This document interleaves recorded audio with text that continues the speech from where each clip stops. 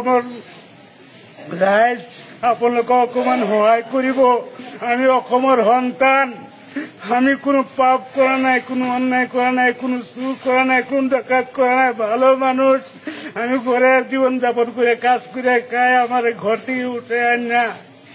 এরকম আমার দেশ বাংলাদেশটা আমার পাঠাইছে, এখন আমি যাইতে পারি না। যেখানে যাই মানুষের তোমার এইখানে গেলে তোমার ধর্ম গুলি করবো, আমি এলে বলতে পারি না। স্টেশনে ঘুরে ঘুরে বেড়াইতেছি, আমি যেতে পারি না।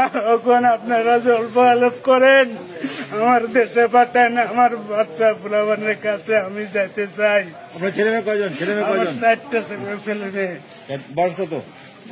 বয়স আমার এক পোলাটা 22 বছর, আরেক পোলাটা 10 বছর, আর ছোট বুড়িটা 17 বছর হয় না, নাকি 16 বছর হয়েছে। এবার মিটিং পাস করছে, এবার মিটিং পাস করার মধ্যে কোন স্কুলের নাম কি? স্কুলের নামটা মুরাবাড়ি রাতালপুরি ভান্নাতেও দিছি, মাদ্রাসা ভান্নাতেও পড়ছে। সেইখানে আপনি মিটিং পাস করছে, আমি তার ভর্তিও করছি। মিটিং পাস করে আমি আবার এডমিশন দিতে পারলাম না, আমার উঠে এনে বাংলাদেশে পার করে দিছে।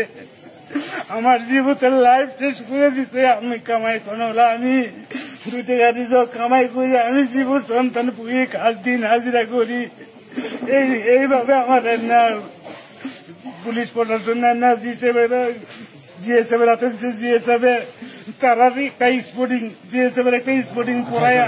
আপনি আজকে ভারতের বিএসএফ এর নির্যাতনের শিকার।